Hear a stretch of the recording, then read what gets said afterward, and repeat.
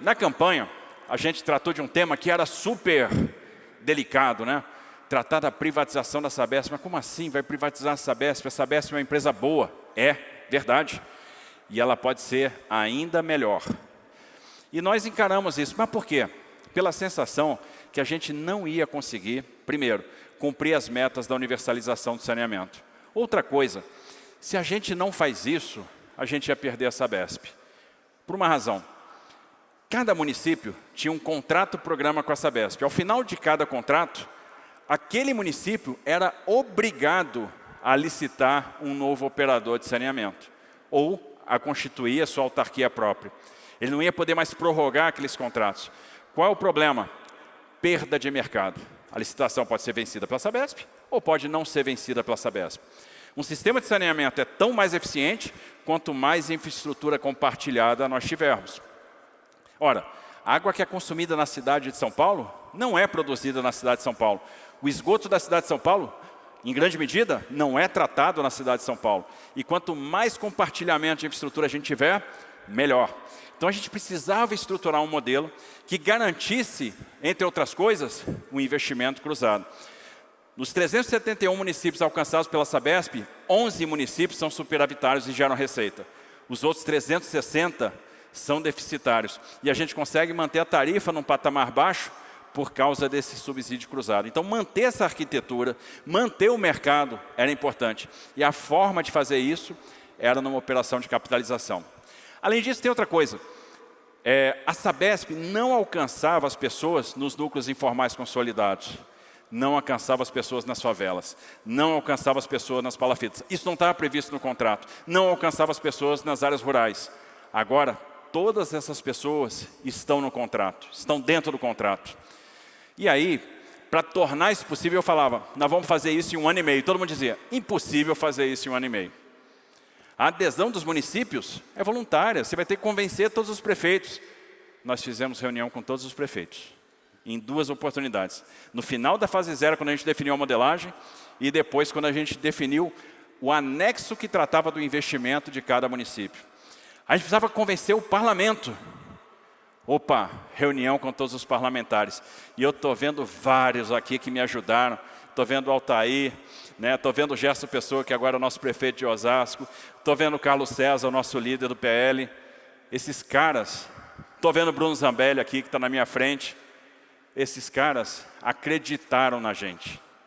Esses caras acreditaram. E a gente conversou muito. E eu disse uma coisa para eles, no dia da votação. Vocês não vão se arrepender do voto que vocês deram. Nós vamos construir um legado. O legado que a gente vai construir é o legado da universalização do saneamento. Porque pode parecer impossível despoluir o Tietê e o Pinheiros. Isso é impossível. Não é. E nós vamos fazer. E a gente já começou. Por que não é? Os municípios do Alto Tietê só tratavam 50% do esgoto. Guarulhos, segunda maior cidade do estado, trata 20% do esgoto. São Paulo, a cidade de São Paulo, trata 83% do esgoto. Do que coleta. Mas não coletava nas áreas informais, nos núcleos informais consolidados, nas favelas, nas ocupações irregulares.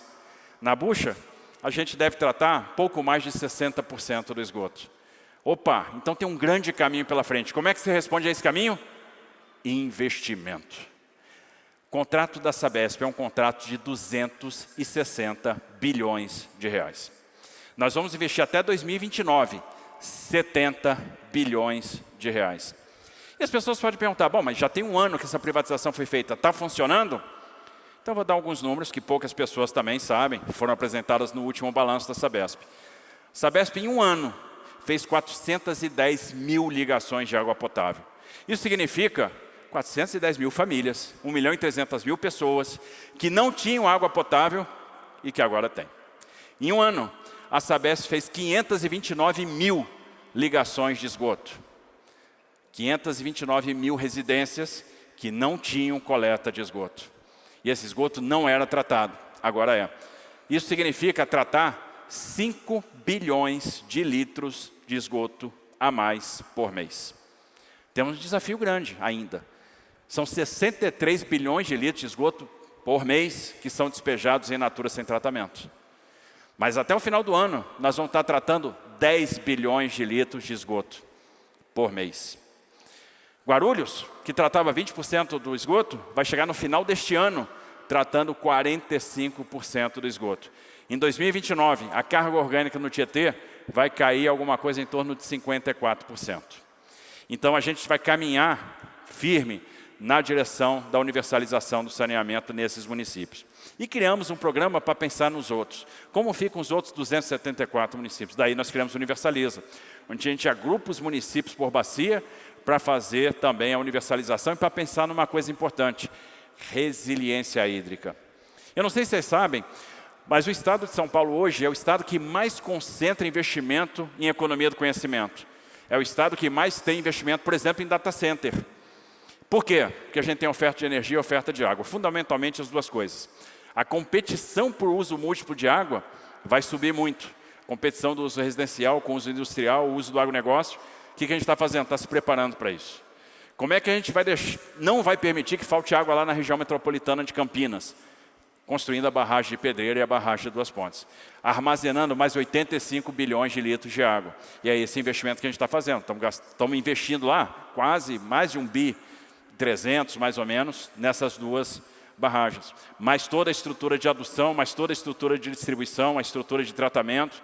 Então tem muita coisa para a gente fazer para garantir a resiliência hídrica do Estado numa lógica de planejamento de longo prazo. Hoje, o nosso plano de energia até 2050 conversa com o nosso plano de resiliência climática, que conversa com o nosso plano de saneamento. Então a gente começou a fazer com que todos os instrumentos de planejamento convergissem.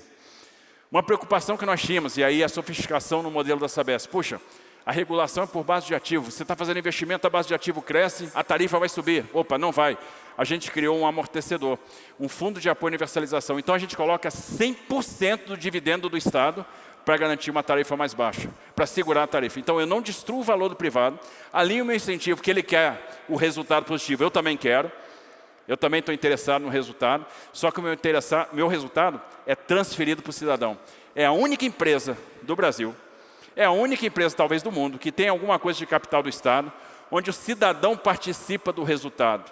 O dividendo é entregue para o cidadão na forma de publicidade. E nós criamos 3 camadas de tarifa social. Uma com desconto de 78%, uma com desconto de 72%, uma com desconto de 50%. E aí, a gente já gerou 7.500 empregos, 542 obras já estão contratadas. Então, a empresa que investia 3 bi, 4 bi por ano, no ano passado, investiu 10,6. A gente já contratou 35 bi de obra. Vê como a virada de chave é rápida. Por isso, meus queridos parlamentares que deram esse voto de confiança, vocês não vão se arrepender, vocês vão ver a transformação que esse movimento que foi feito, que esse projeto vai proporcionar. A gente está falando de transformação real, a gente está falando de mudar a vida das pessoas, a gente está falando de diminuir doenças de veiculação hídrica, a gente está falando de dar acesso à água e esgoto. E pessoas no estado mais rico do Brasil não tinham acesso à água e esgoto. É a realidade que vai mudar. Então, existe impossível? O pessoal dizia, não vai dar para fazer em 1 ano e meio. Em julho do ano passado, nós concluímos o maior follow-on da história do saneamento no mundo, que foi o caso da Sabesp.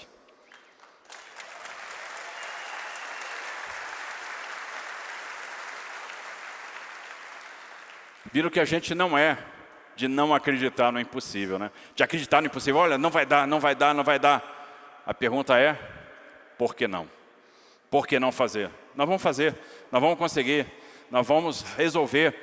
Agora a Sabesp está entrando, faz a rede de água e esgoto e já entra com asfalto, viu? A Sabesp já vai lá e faz o asfalto. Então a gente está tendo a rua asfaltada, a gente tem a tarifa social ajuda também a quebrar a resistência, a gente está alcançando 2.200.000 pessoas com esses descontos de 50% a 78%. Então é realmente fazer a diferença.